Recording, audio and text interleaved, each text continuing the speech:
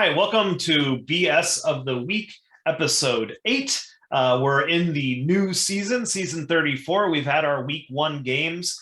Super exciting just to get back at it and see what everyone's doing. A lot of really interesting changes in the league, some really cool surprises in some of these games. Just absolutely an awesome start to the season. I'm Patrick Driggett, coach of the Berlin Fire, and I'm joined by my friend. Hi, this is Kevin Lucy here from Glasgow Rushmores. Welcome to the new season, everyone.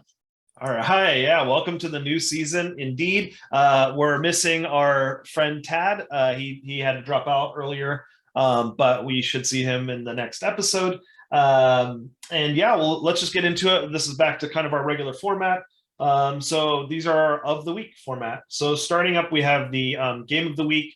The game of the week for me, there were some really interesting games, some really close games, but ultimately, I think to me, it was a surprise game between a team that was really good and one that came out of nowhere. And so I'm going to say the game of the week is the Brisbane Phoenix winning over the swarming Giant Hornets 45-14.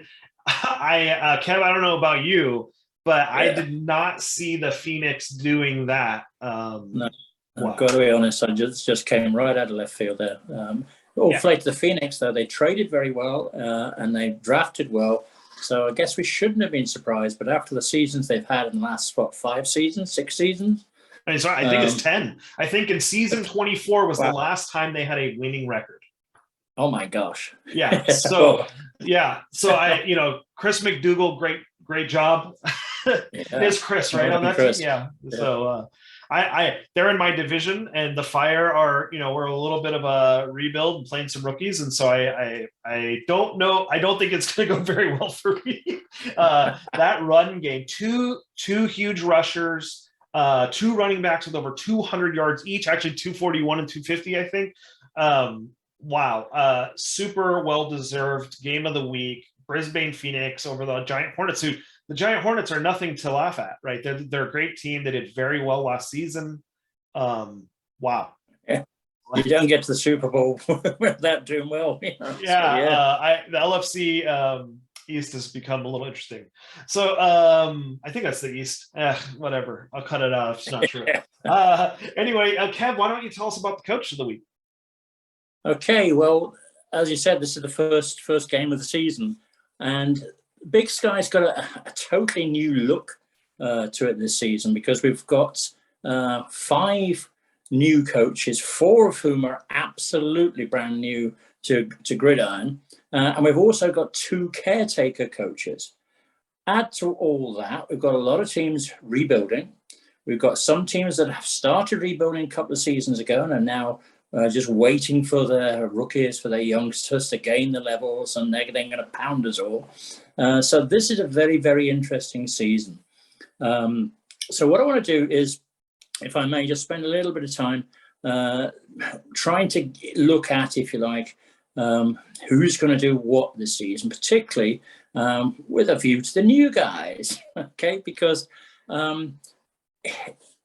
being a relatively new guy myself, I know what it was like that very first season when you look at your squad and you plow through 365 pages of rules and you haven't a flaming clue what's going on. And it's only after probably about 3 or 4 seasons you realize, actually, this squad isn't too bad, or this squad is absolutely useless, depending upon what hand you've been dealt, as it were.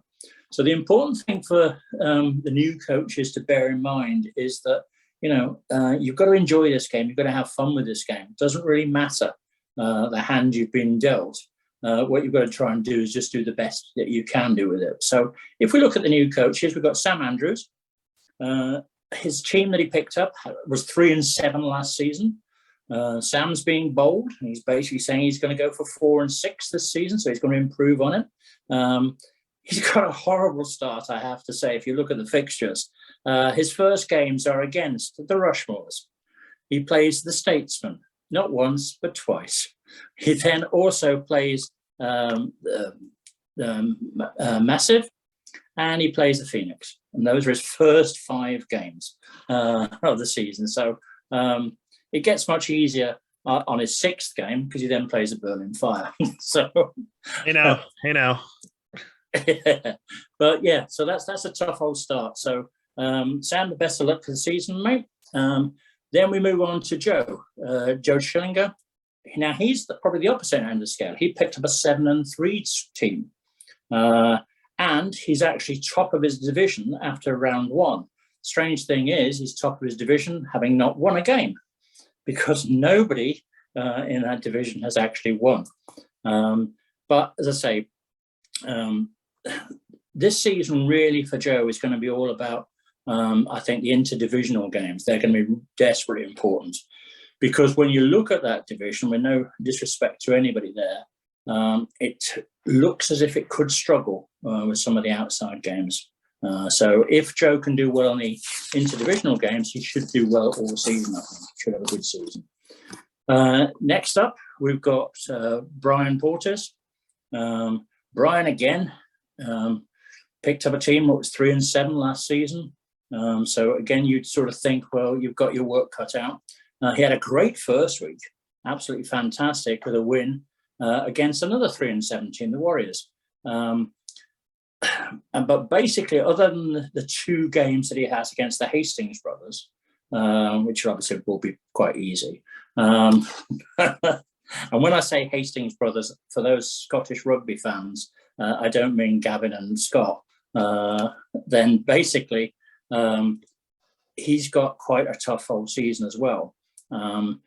But he's new to G3, and again, he plays another guy that's new to Big Sky, Mark Rousel, but Mark isn't new to G3 in total. So that'll be an interesting matchup, as it were. And that will determine, I think, to a certain extent, how his season goes. And then last but not least, of the newcomers, we've got Alex Humphreys. Now, Alex has probably picked up the strongest team of the lot. He's picked up the 8-2 team. Had a tough opening day, an opening win, 38-35 win against the Rough Riders, which is not to be sneezed at in any way, shape or form. The big problem for Alex is that he's lost his defensive tackle. And basically he's got I think it's an F injury. So he's going to be out for quite a few weeks. And because Alex plays a 4-3 system, we may well see within the next week or 2 his brand new round 7 draft pick 1,554 or whatever it was, actually getting some playing time, unless he moves away from his 4-3 system. So that's basically all the newcomers that have come into the league.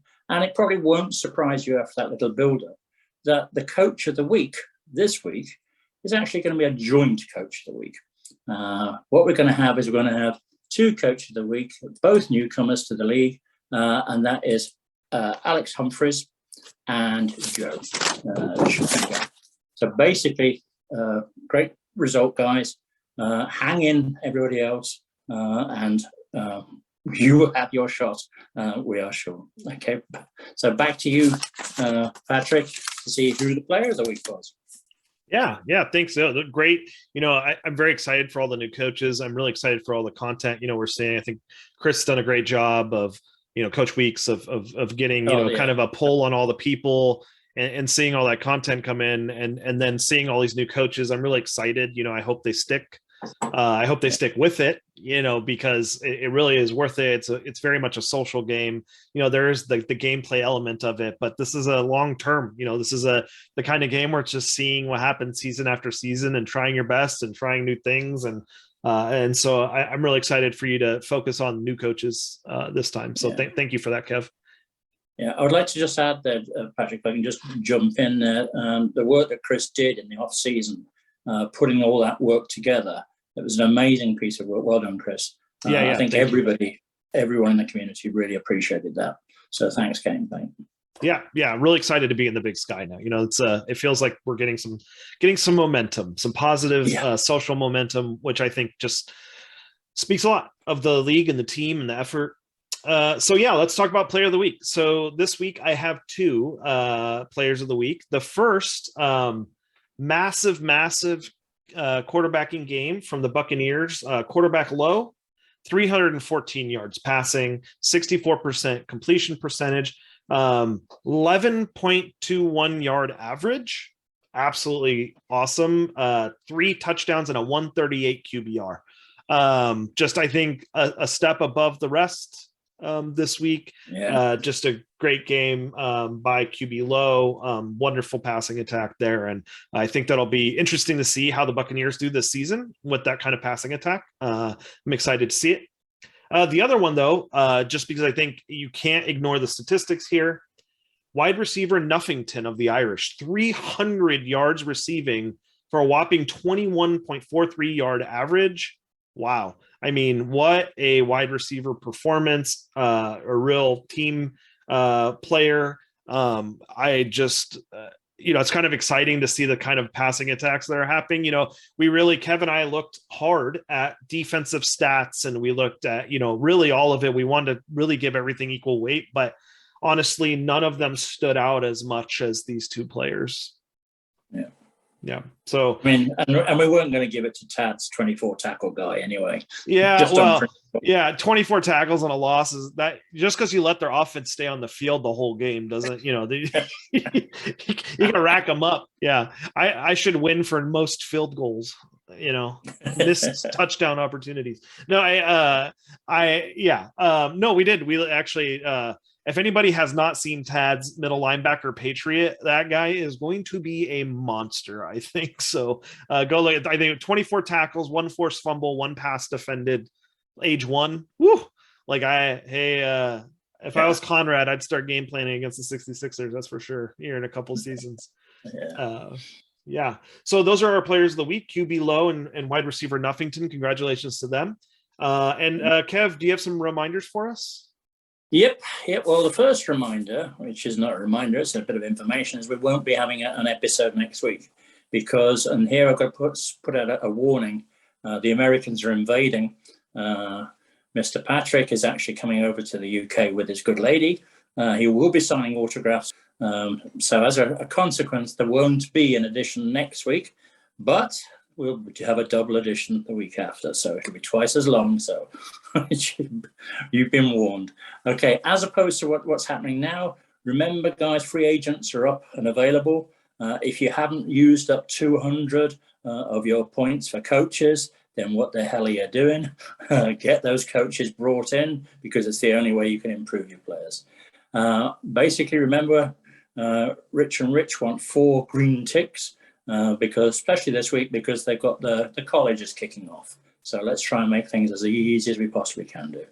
And basically, those are all the reminders that I have. There's probably loads of other ones, but I've forgotten them all. So I think we also have free agents. I think we have free agents available. So make sure, I know. So my starting tackle actually got a G injury. I didn't even know there was a G until this time. Until this week, I don't think especially for you, Patrick. Yeah, a G, like really? Thank you. As if it wasn't going to be hard enough. A G injury is a little bit of a a kick in the pants, but make sure to pick up your free agents. Just to fill any gaps there, and possibly even some future stars. I also just want to say I really appreciate Rich and Rich. The beginning of every season, there's a lot going on, and this is a game, a community game, and the amount of effort they've put in with a lot of these things, I can't thank them enough for all the questions they answer and all the BS they put up with. Please get those green checks. Even if what I like to do, my strategy actually is I kind of just go in and after removing some injuries and all those things, I just verify the game plan just so there's something. And that way, if the rest of my week goes bad, there's at least a valid game plan. Bad on me if it's not a good one, but it makes everyone's life a lot easier. So please I confess I do exactly the same, Patrick. Just get a game plan up there first of all, and then make your changes to stances, make your changes to formations, etc., but just make sure that you have a valid game plan. So no, thanks for all those reminders, Kev. We're excited to be back. Season 34, episode 8 of BS of the week. So that's very exciting. We have some milestone coming up. We have some really cool content and some guests that we're going to be trying to line up over the next, over the season. But just awesome. I'll be, like Kev said, I will be over there meeting up with a couple people, so that'll be exciting. And yeah, I look forward to. It's been 18 years since I was stationed in England, so I'm excited to be back and see things and be over there. But and then we'll see you in week 3 after the week 3 games. And thank you again, everyone, for supporting us and supporting all the content in all of Gridiron. There's a lot of great content out there, and we support all of it. We love it. We consume it ourselves and enjoy it, and we hope that you're all enjoying BS of the week, and we hope you have a good one. Indeed. Goodbye, guys. See Bye. ya.